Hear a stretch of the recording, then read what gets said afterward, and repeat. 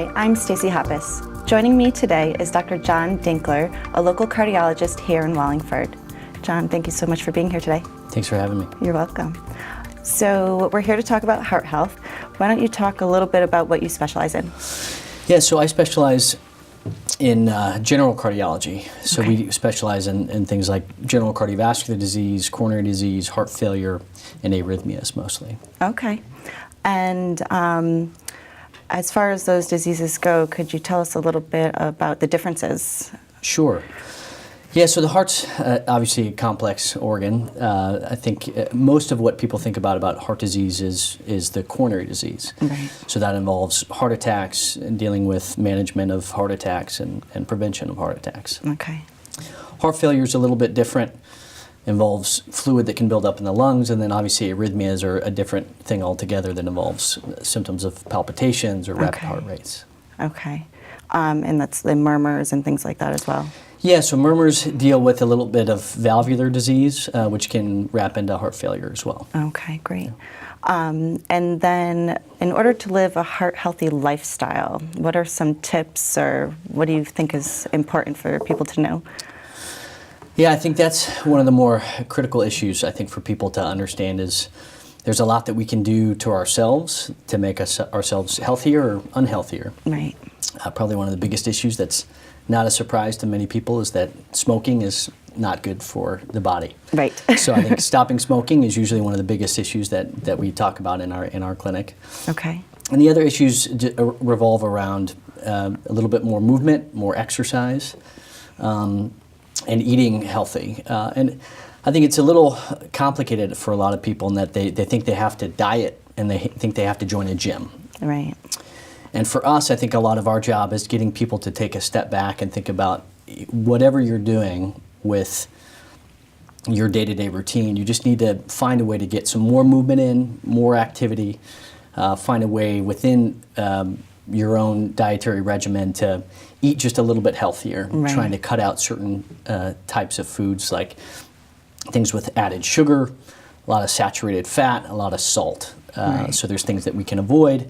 And then obviously focusing on I think good foods is something that is probably one of those things that I think is obvious, Right. but you know what I tell patients is think about the outside of the grocery store. Okay. That's where you have the fruits, that's where you have the vegetables, and that's where you have a lot of the fresh food. So Right. eating whole, fresh, and healthy, getting more movement, more exercise, more activity in your life, stopping smoking, and then probably the other big thing is trying to be careful in moderating alcohol intake as well. Right. Now, for people that are laborers that are active during their jobs, I know my husband's one of them. He thinks, I don't need to exercise because I'm on my feet all day. Is that true, or? I think that's a great question. I think that it's sort of true. Okay. I think that in general the guidelines are what we want is about 150 minutes of what we call moderate intensity activity in the week, and that's a good minimum. We see benefits beyond 150 minutes, so that would be exercising an hour a day or more would be excellent. Right. But again, moderate intensity activity we think of as walking about 4 miles an hour on the treadmill, Okay. riding a bike, swimming, obviously jogging or running is more intense. So when people talk about I'm on my feet all day, Right. that's great if you have an active job, but it's not exercise, and we know that there are benefits to good moderate intensity aerobic exercise Okay. beyond just regular movement. So. But for some people, that's not always possible. Right. I think people have hip problems, knee problems. People are older, maybe in a wheelchair. They have limitations. Right. So what I try to encourage people is within whatever's going on with you, whether it's a back pain, a knee issue, we have to find a way for you to move. Right. Maybe it's stretching using resistance bands. Maybe it is people with leg issues. They're not going to walk on a treadmill, but maybe they'll do a pool aerobics activity Right. if they have access to a pool. So, and I think sometimes people think they think of exercise, and again they think they have to join a gym, and I think Right. that's something that I try to. I don't discourage it because I think it's great, but I Right. think people need to think about just getting up in the morning and thinking about how do I incorporate more activity in my day. Right. Even being outside. Absolutely. Right. Yeah. Play with your kids. Play with your kids. Go for a walk in the park. Right. Again, I think the more we move, the better our bodies are, and I think that goes beyond cardiovascular health. It goes to I think better mental health. Less fatigue, better sleep, which can have wide-ranging impacts. So I think moving more, and in general eating healthier, has huge effects for the cardiovascular system. Okay, and you said diets are really not the way to go. Yeah.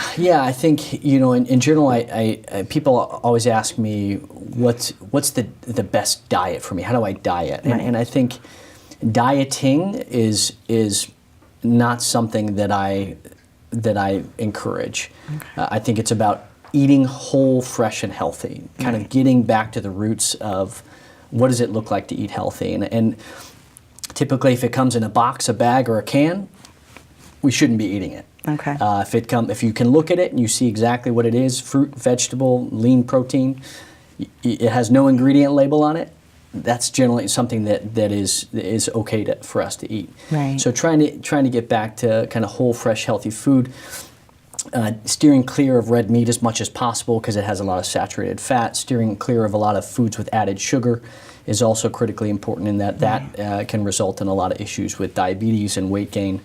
And that gets to be challenging too because people aren't in the habit necessarily of looking at labels. And a lot of this involves, kind of being a little bit more smarter when you walk into the grocery store. I think breakfast for a lot of people becomes like a little bit of a dessert time, and that it's we're in the habit, I think, of eating a lot of sweet stuff for breakfast that has a lot of added sugar. So I think thinking through the grocery store, thinking through what's in our pantry, what's in our fridge, thinking through our daily routine and how we move and are active. I think those are simple changes that involve establishing new habits for a lot of people. That takes time, but it can reap huge benefits for, again, not only the cardiovascular system, but even beyond. Your whole health. Yeah, Right. absolutely. And then how much do genetics play a part in heart disease? Another great question. I think it's a balance. I think like anything, with coronary disease, with heart failure, with arrhythmias, there's always a component that could potentially be genetic. Right. So we know we have genetic syndromes for heart failure, what we call cardiomyopathies or weak hearts. That plays a role, but there can be other lifestyle factors that can impact the progression of heart failure. Coronary disease, we know people who have early coronary disease, mothers and fathers with heart attacks in their 40s and 50s, that can play a big role. But again, in general, let's say somebody had a father who was 80 years old, who was a smoker, who had a heart attack. Things like that are a little less relevant in that there's probably a lot of other kind of age and time and other personal factors that affected those individuals. And again, I think you can overcome a lot of genetics with just the way we live. Making sure you never pick up a cigarette and making sure you eat healthy and you move more. Right.